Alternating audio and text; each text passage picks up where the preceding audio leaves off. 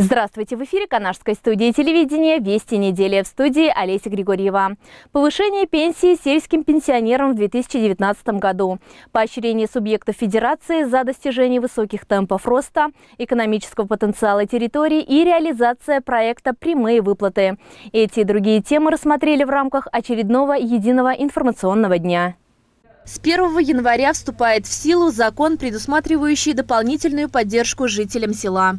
Сельские жители, которые проработали в сельском хозяйстве не менее 30 лет, проживают в сельской местности и не работают, имеют право на повышение пенсии, фиксированной выплаты части этой пенсии на 25% по отношению ко всем остальным пенсионерам.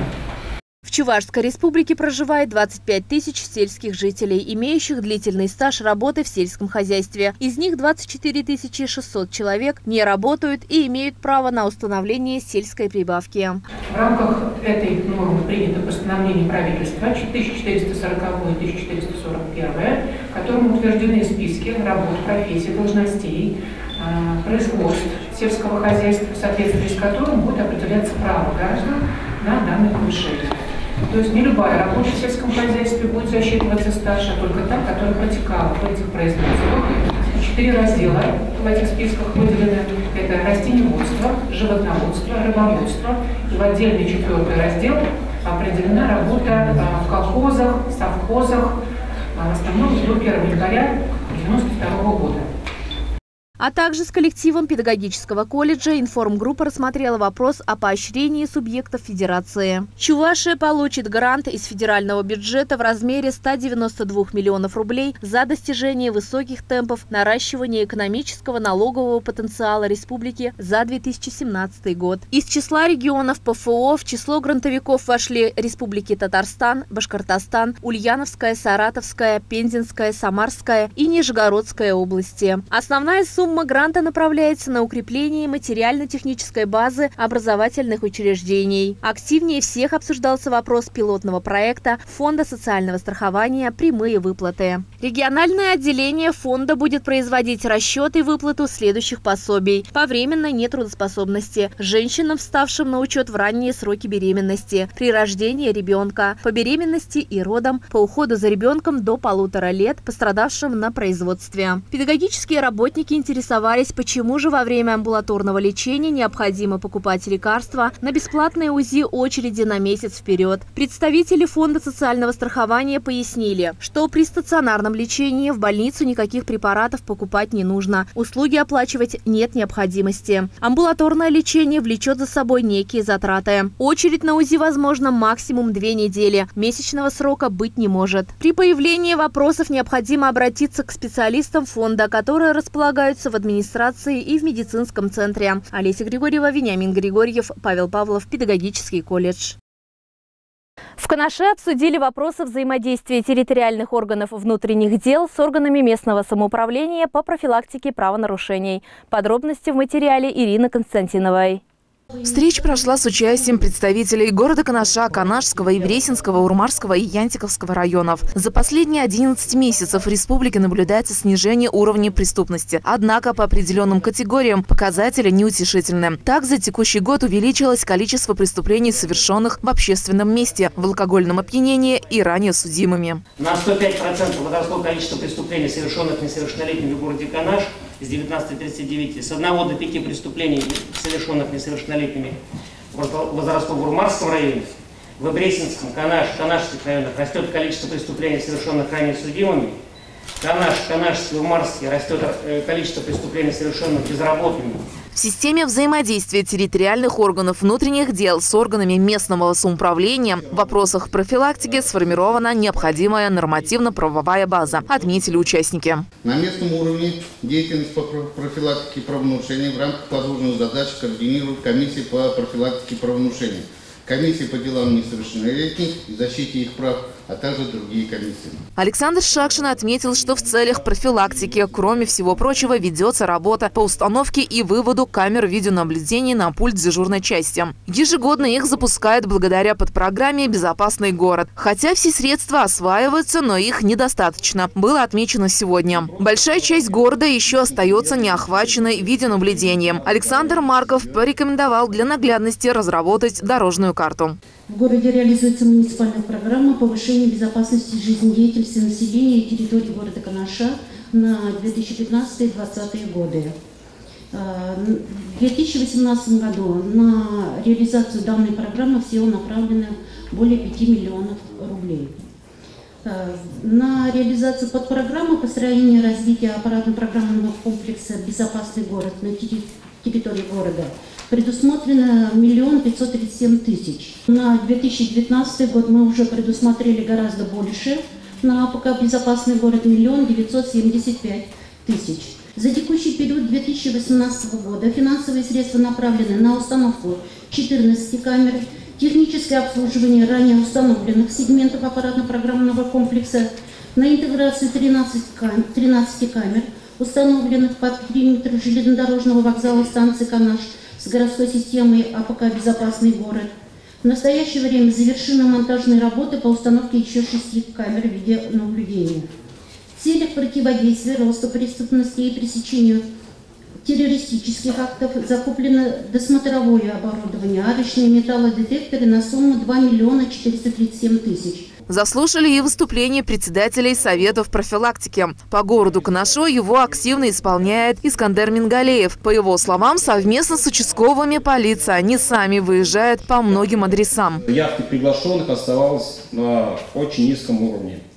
Поэтому раз, два, три пригласив не дождавшись людей, мы совместно с ребятами участковыми пришли к мнению, что сидеть ждать у моря погоды – это бесполезное явление. И основная наша работа сосредоточилась на том, что мы договаривались о месте встречи, набрасывали предварительный список посещаемых и ходили уже непосредственно по домам. Эффект от этого посещения намного больше. В людях еще есть что-то человеческое, они стесняют своих соседей. И поверьте, когда ты приходишь домой, и когда начинаешь расспрашивать соседей, а вот дядя Ваня или дядя Петя, он как себя ведет, то эффект положительный во многих случаях имеет действие. Также было услышано и одобрено его пожелание о необходимости иметь ключ для беспрепятственного прохождения по адресам. Кустовой семинар прошел в формате диалога. Основной целью стал обмен полезным опытом между всеми органами профилактики. Ирина Константинова, Вениамин Григорьев. Вести недели.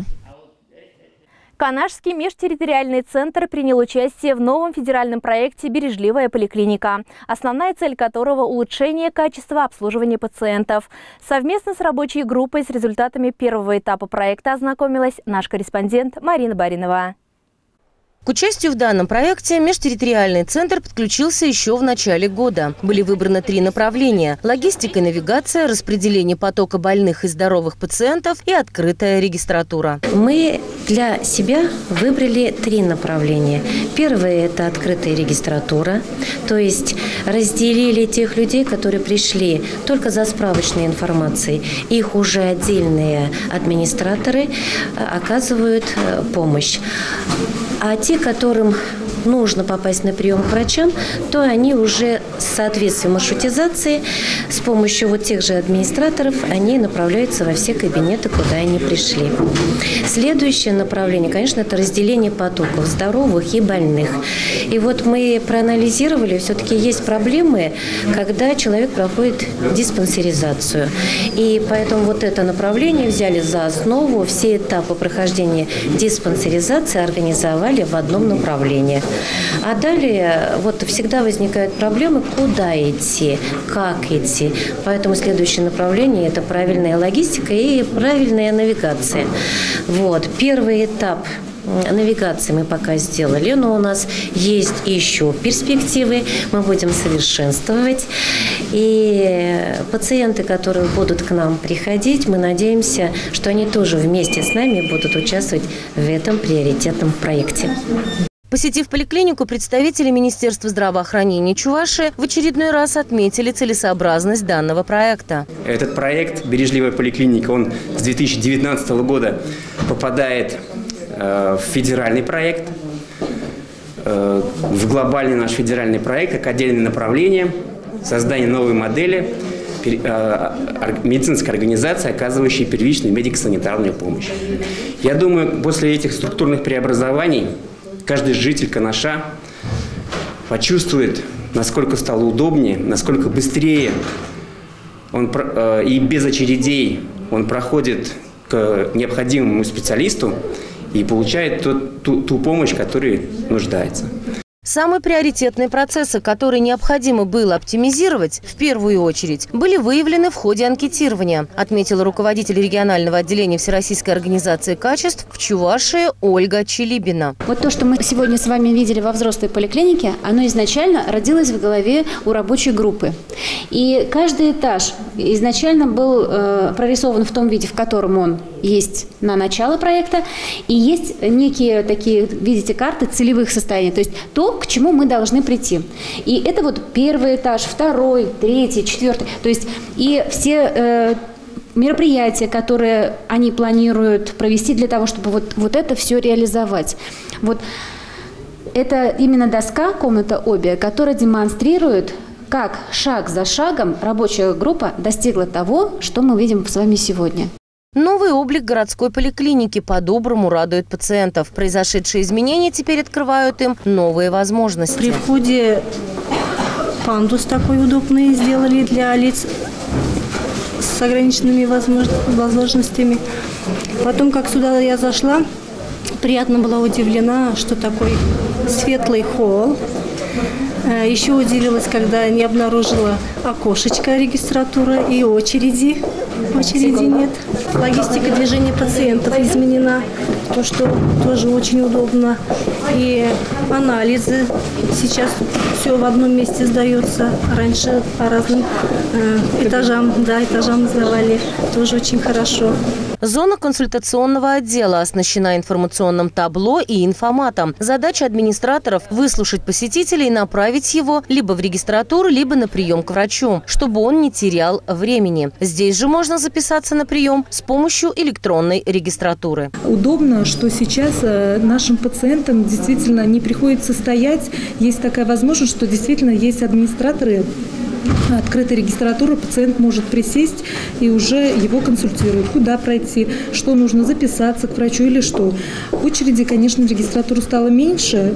Я так думаю, что потому что у нас на повторные приемы врачи записывают сами. Это очень удобно, комфортно.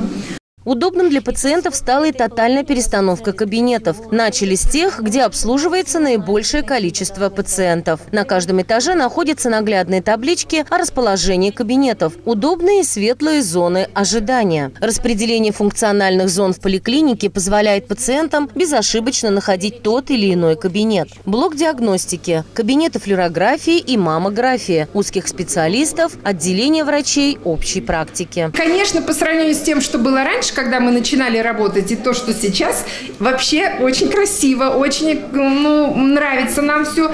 Во-первых, помещения светлые, лишнее все убрано, ремонт очень хороший, пациентам комфортно, холлы у нас хорошие стали, регистратура очень доступная стала, меньше времени пациенты тратят.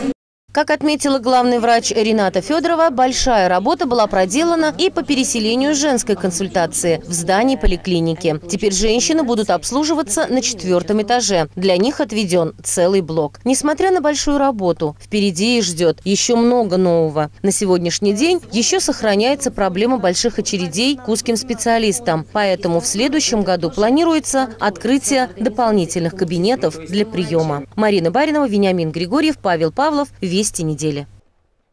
Признание 2018. Премию учительских и ученических достижений в Канаше вручают с 2007 года.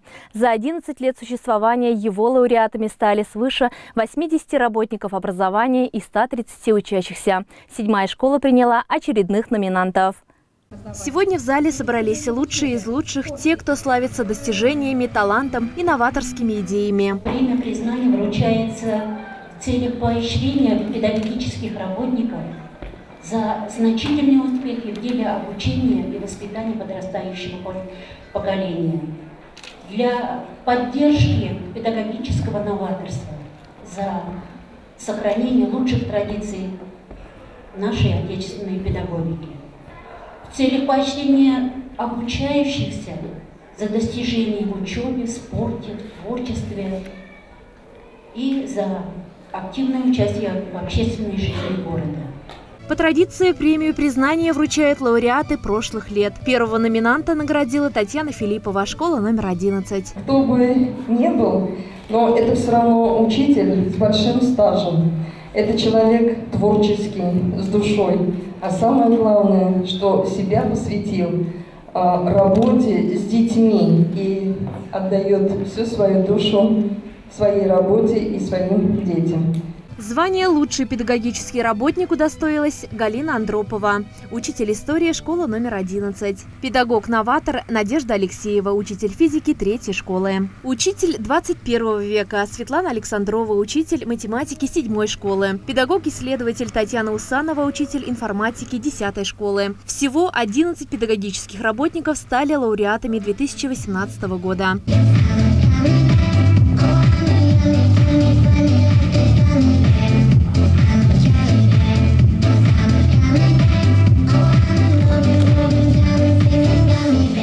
Премию признания особенно приятно получать ученикам, ведь они только-только встают на жизненный путь. Эта премия может стать первым шагом к большим открытиям. Номинация «Прорыв года» – это ученику всегда приятно вручать премию ученикам. Наверное, вот среди тех учеников, которые здесь присутствуют, в скором будущем, через 5, максимум 10 лет, они выберут себе профессию. Я даже вот выписал, потому что для меня, наверное, сложно. И IT-медики, и биоэтики, молекулярный диетолог, сити-фермер, ГМО-агроном, архитектор энергонулевых домов. И самое главное, если касается педагогики, то это координатор образовательной онлайн-платформы. Это вот учитель как будет называться. В ближайшем будущем это буквально действительно нашим сидящим ученикам здесь. Ну, что касается, наверное, номинации «Прорыв года», мало сегодня стоять в нужном направлении. Наверное, нужно двигаться поступательно. «Прорыв года». Головина Анастасия Вячеславовна, обучающаяся 11 класса, школа 5. Молодец, поздравляем. Сейчас, секунду.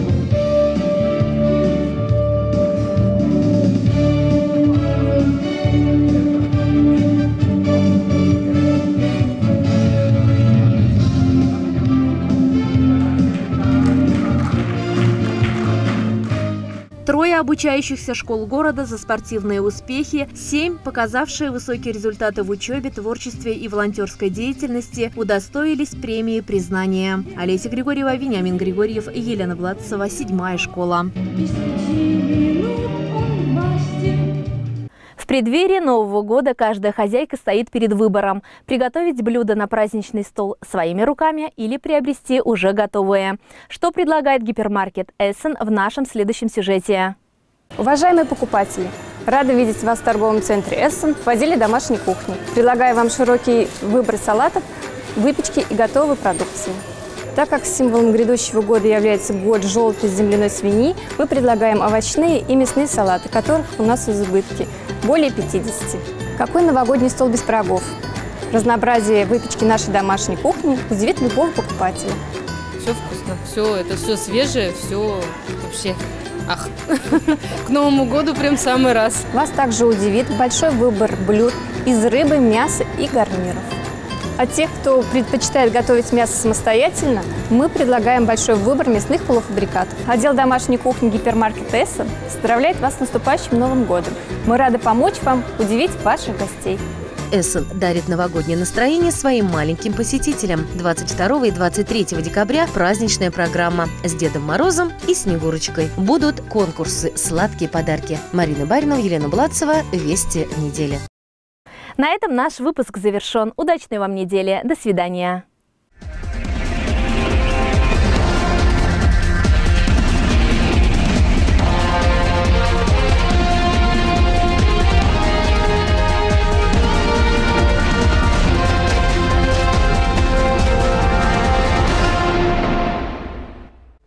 Каждый из нас точно знает, что покупать товары проще и дешевле в больших гипермаркетах, чей ассортимент позволяет приобрести не только продукты питания, а также хозяйственные товары и бытовую технику. «Светофор» – один из представителей крупных гипермаркетов нашего города, и его предложения все чаще привлекают покупателей новизной ассортимента. Мы частенько сюда приезжаем, заезжаем. Хороший очень магазин, нам нравится. Всей семьей бывает, с детьми, с внуками приходим. Откуда? Для родственников из Татарии приезжаем, из соседней республики. Спасибо, что товар хороший и доступный. Существующие акции позволяют посетителям покупать товары с ощутимой скидкой. Мне очень нравится этот магазин «Светофор». Мы сюда приходим часто, потому что цены низкие по сравнению с другими магазинами. Выбор лучше намного. Гипермаркет «Светофор» также предлагает порадовать своих деток к Новому году вкусными сладкими подарками. Всего за 199 рублей 90 копеек за килограмм. Гипермаркет «Светофор» предлагает огромный ассортимент по выгодным ценам. Приходите за умными покупками, экономьте вместе с нами. Стиральный порошок «Миф» 5 килограммов 400 граммов 249,90. Подсолнечное масло «Мелодора» 5 литров 339,90. Если театр начинается с вешалки, то знакомство с домом происходит с входной двери. Компания по производству металлических дверей «Булат Двери» – это современные модели высокого качества. Производство дверей – сложный процесс. Комбинированный метод изготовления и сборки позволяет совместить ручной и промышленный труд. Этот способ отличается более высокой эффективностью и точностью подгонки деталей друг к другу и в целом, а это показатель качества. На протяжении многих лет «Булат Двери» изготавливает входные металлические двери. Двери для противопожарной защиты, для режимных объектов, ворота, продукцию технической и банковской укрепленности, а также комплектующие для производства дверей. С чего же начинается производство дверей? И первый этап – это сборка каркаса. Для этого выполняется разметка и нарезка металла с помощью механического оборудования, а также кислородным, лазерным или плазменным методом. Далее производится соединение металлических элементов друг с другом при помощи сварки. Когда основа конструкции двери готова, на ней устанавливаются дополнительные элементы – запирающие механизмы, фурнитура. После сборки дверная заготовка очищается, шлифуется и окрашивается порошковым методом. Прокалка проводится в печи с температурой выше 210 градусов Цельсия. Затем дверь наполняют элементами, которые утепляют ее и выполняют функцию шумоизоляции. Собрав дверное полотно в единое целое, устанавливают замки и дверной глазок. Проверяют уплотнители. Дверь упаковывают и отправляют заказчику. Компания «Булат Двери» – быстрое и надежное решение ваших проблем.